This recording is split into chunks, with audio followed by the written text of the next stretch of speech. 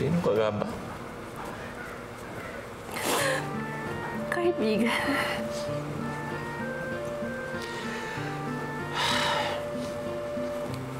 Bago ko makalimutan ang lahat, ano ka sa buhay ko? Asawa.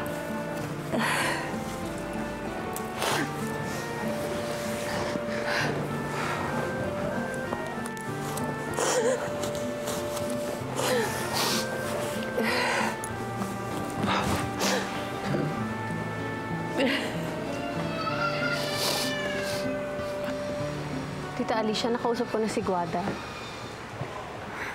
Tinanggihan niya yung request mo na mabisita si Rosa Camila. Sabi nila pwede ka daw umalis, pero hindi ka daw pwedeng bumisita. Bakit daw? Hindi ko alam, pero may nangyayari. Hindi ko lang alam kung ano eh.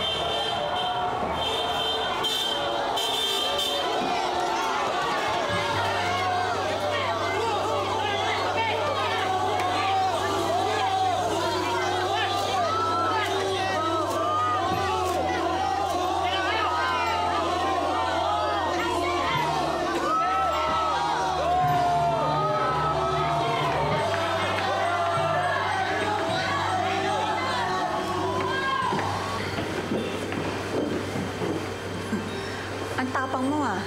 Bakit handa ka na bang mamatay? Anong ginagawa mo rito? Alicia, kapamilya pa rin ako. Lahat ng ginagawa ko para kay Daddy.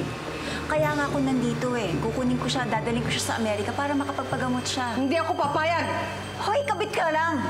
Ako anak! Hoy, anak din ako at hindi rin ako papayag. Justina, Mami, Alicia.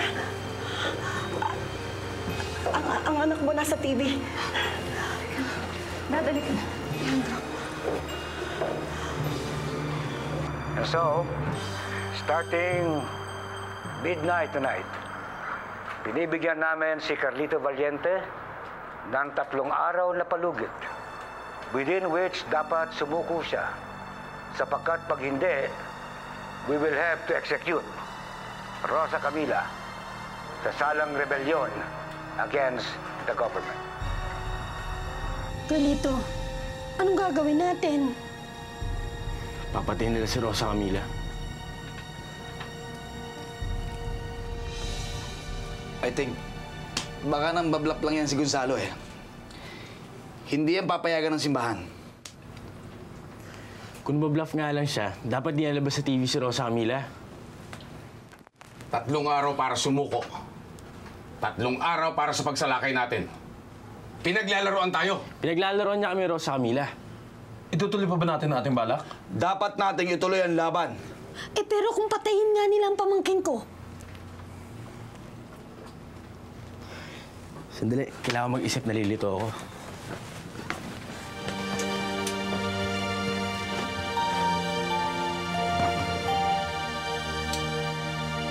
Hindi ito basta magagawa ni Gonzalo. Hindi siya basta pwede mag-execute ng tao ng ganun-ganun lang. Amanda, you should remember martial law pa rin. Kaya niyang gawin yun. Pero kailangan pa rin niya kumuha ng court-martial at hindi niya magagawa yun ng isang araw lang. I'm sure ginagawa niya yan para sumuko na lang si Carlito. Yung dalagang hinarap nila sa camera, kilala ko yun ah. Yun ang anak natin, Leandro, si Rosa Camila. Bakit nila papatayin? Dahil ba sa akin? Mommy's not doing anything. John, it's okay. Amanda, anong pwede natin gawin? Wala tayong magagawa. Si Carlito meron. Pero kapag ginawa na niya, pareho silang mamamatay ni Rosa Camila. I was told that you're looking for a doctor for your father. There is one in this center that specializes in your father's disease. I know him personally and you can talk to him. Salamat po, Madam President. Pero papayag po ba siya na ma-assign sa San Dionisio? Ayaw na po umalis ng pamilya ko doon kung maaari. Well, hindi ko naintindihan ang dahilan ng pamilya mo. That's why I'm here, to help you. Mahirap na rin ang buhay ngayon, Mrs. Adorable.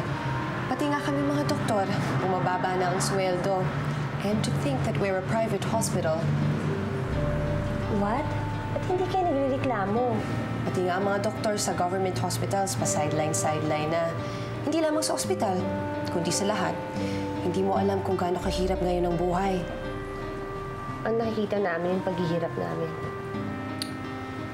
Well, Lucinda, things are rough all over. Well, you have to excuse me. I'll have to talk to that doctor. Thank you po. Of course. You're most welcome. We'll see you out. Salamat. You're welcome. Kung may magsisimula lamang laban sa gobyerno ni Gonzalo, May alam ako. may narinig nga akong pangalan. Si Matang Lawin. He sounds heroic. Sana he can save all of us. Christina, bakit, Mami? Ikaw ang may gawa ng lahat ng ito. Mami, all our life. Ito lang naman talaga gusto natin, di ba? Yung tayo lang, yung unang pamilya. Noon yun, Ernestina. Noon. Lumalambot ka na? Matigas ka pa rin.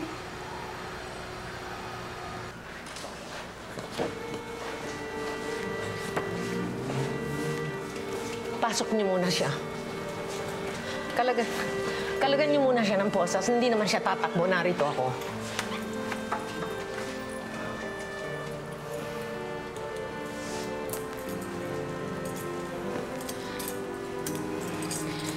Iwanan niyo muna kami sandali. Yes, Madam President. Salamat. Rosa Camila, hanggang ako ang Pangulo ng ating bansa, walang mangyayari sa'yo. Hindi ko papayagang mapahamak ka. 3 araw na lang ho binibigay nilang palugit kay Carlito para sumuko. Mahaba ang 3 araw. Kung kailangang tumulong ako sa apo para mailigtas ka, gagawin ko. Kausapin niyo na lang ho siya. Sabihin niyo kung isulong ang laban namin. Rosa Camila, hindi ka bibiruin ni Gonzalo. Papatayin ka niya. Ako na lang ho okay sa'yo kaming dalawa. Rosa Camila. Para rin ho kay Charlie. Para hindi siya tuloy ang maulila. Ako na lang po. Magtiwala ka sana sa akin. Madam President, gusto ko pong maniwala sa sinasabi niyo. Pero kung kayo ho mismong presidente na ipakulong ni Gonzalo, paano pa ho ang katulad ko?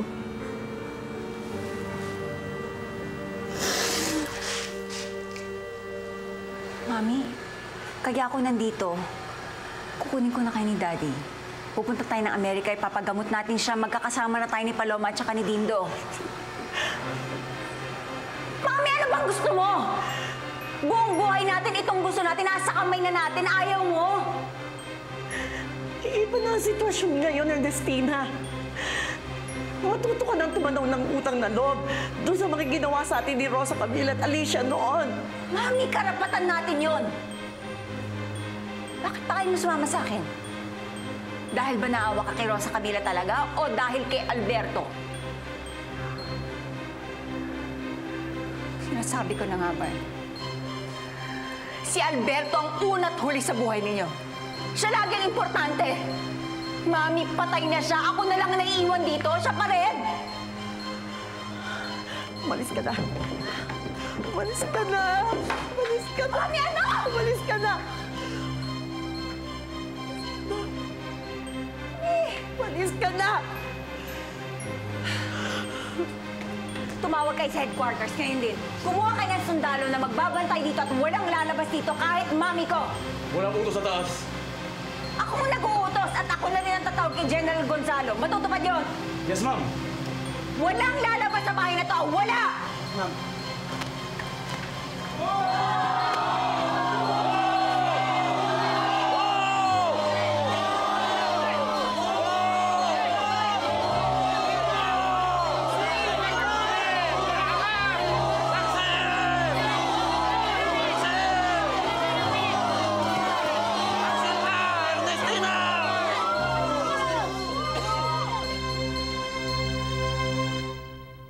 Kung mawawala ka, di na na. Sabihin mo na kung matutuloy pagkaka-execute kay Rosa Camila. Susuko ba si Carlito? Bakit hindi mo sila tawagan sa phone? Mami, please. Ayaw ni Tomas na lagi na lang ako nagsasalita. Mami, sabihin mo sa kanya isa na lang. Naghihintay na sagot si Tita Alicia. Hindi ka ba naaawa sa kanya? Mag-drawing na lang daw ako. Mami, please. Tignan mo itong drawing ko. Tignan mo.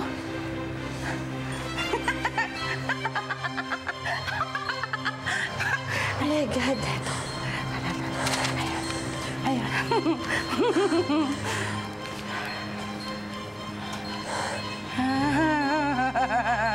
Hello? Hindi ko alam kung tama ang ginawa ko, Alicia. Hindi ko alam kung anong tama ang mali. Tinakwil ko ang anak ko. Aminada, sigurado akong konsyensya mo ang sumasagot para sa'yo. Sobra na ang patayan nangyayari sa pamilya natin. Si Rafael, si Nestor, si Alberto, kahit si Asturias, tama na. Salamat. Alam ko may maitutulong pa rin tayo kay Rosa Camila. Kahit hindi ko alam kung magbabago pa rin ang isip ko para kay Ernestina. Pero sa ngayon, tutulong ako sa inyo kung anong magagawa ko. Salamat. Pero sino ang tutulong sa aking anak? Huwag muna nating istorbohin si Matanglawin at magulo pa isip niyan. Paano kung sumugod siya nang di natin alam? Kayang gawin ni Matanglawin yun. Kailangan may magbantay sa kanya. Pero ano nga ang gagawin natin? Kaya ba natin? Kaaldo, napagplanuhan na yan eh. Ang tanong ko, kaya ba natin? Malaki ang tsansa natin, Kaaldo. Sapat na yon para malaman ni Matanglawin na kaya natin.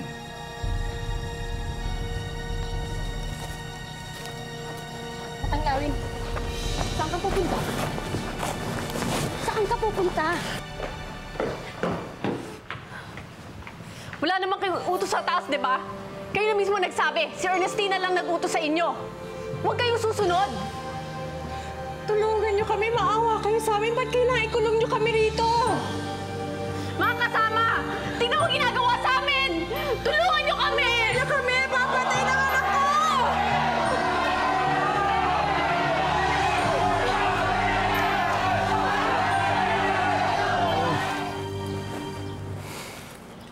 Carlito, makinig ka. Akala mo ba madali itong nangyayari para sa akin? Kapamilya ko si Rosa Camila, kapamilya ko ang papatayin. Alam mo ba may mga panahong gusto ko silang sugurin lahat? Pero hindi ko magawa. Dahil kailangan magliwanag ang isip ko para mapagplanuhan ang lahat. Kahit sa tingin ko malabo na. Tita Angie, papatay nila si Rosa Camila nang walang kalaban-laban.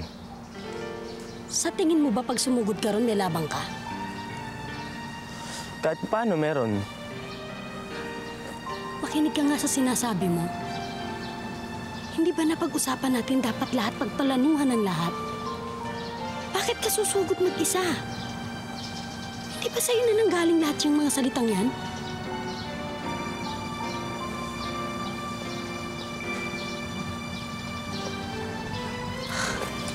Carlito, nag-usap na tayo. Huwag kang mawawalan ng pag-asa. Maliligtas natin si Rosa Camila. Matutuloy ang kasal niyo. Pero kailangan pagplanuhan natin ang lahat. Huwag kang padalos-dalos. Kung ayaw niyong maawa sa ina, maawa kayo sa ama!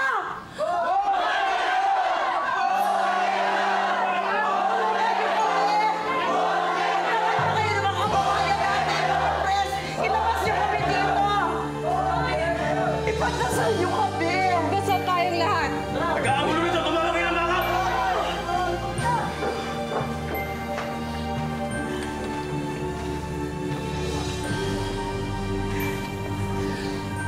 In the name of the Father, of the Son, of the Holy Spirit. Matanglawin, natawagan na lahat ng sentinels. Order ko na lang hinihintay nila. May mga kasamahan na ang kapatid ko sa loob.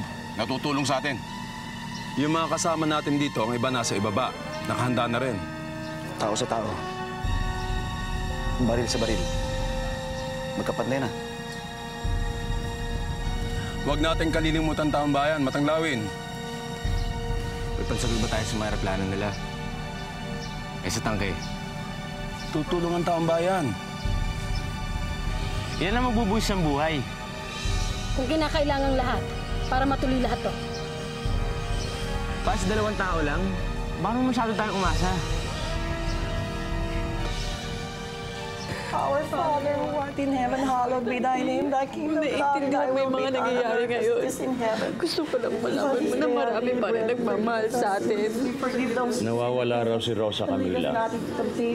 Naalala mo? Hail Mary, full of grace, Nasaan siya? blessed art thou amongst women. Nadinuli siya ni Gonzalo. Namatay siya sa loob na 3 araw kapag hindi sumuko si Carlito. Si Carlito? Sila pa rin ba nagkatuluyan? Yun pa rin ang pinagdadasal ng lahat-lahat.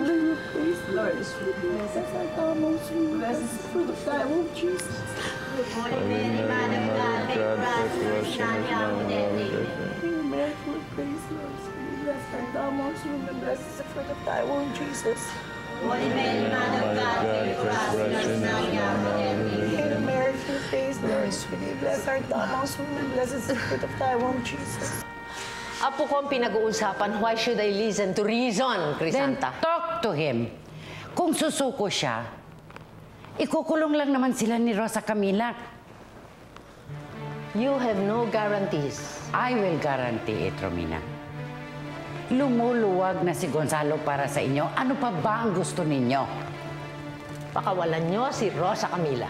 Kalaban siya ng gobyerno ninyo. Ng gobyerno ninyo. Hindi gobyerno ko. Hindi ko kalaban si Rosa Camila. Oh, so, di ka rin namin kakampi. Is that it? Alam mo, Crisanta, sa bilis ng pagpapalit-palit mo ng balat, matatapos ang lahat ng ito, mabubuhay at mabubuhay ka. Bakit, Romina? Ayaw mo na rin bang mabuhay? Ha! Not with the likes of you and Ernestina.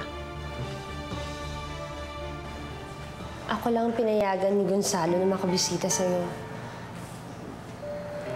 Ate, huwag kang masyadong mag-iisip, Rosa Camila. Ginagawa na lahat ng paraan para makaligtas ka sa order ni Gonzalo. Huwag na. Sinabi ko na rin to kay President Salgado.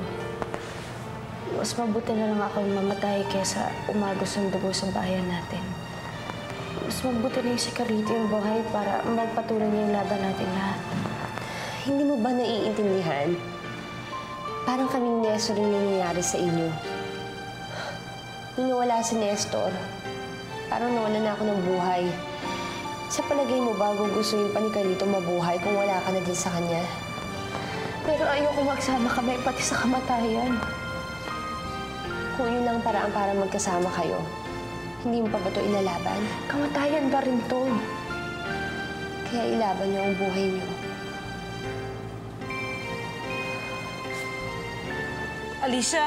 Alicia! Pinaalis yung mga tao sa labas ng bahay natin.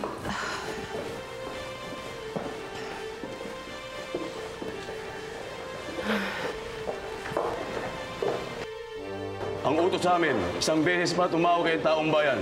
Pati kayo, isasama sa eksekusyon ng kapatid mo. Amanda, anong nangyayari? Pinagbawalan na rin nila mga taong bayan. Nakakalabas na ba tayo rito? Hanggat hindi natatapos ang 3 araw na palugit, malamang hindi.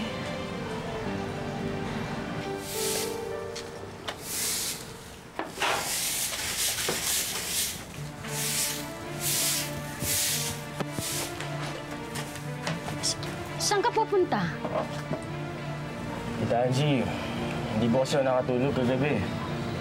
Inaalala ko kayong lahat. Mabubusin ang buhay para sa amin ni Rosa Camila. Dahil yun ang tama, Matanglawin. May iba pa naman paraan eh. Ano? Susuko ako.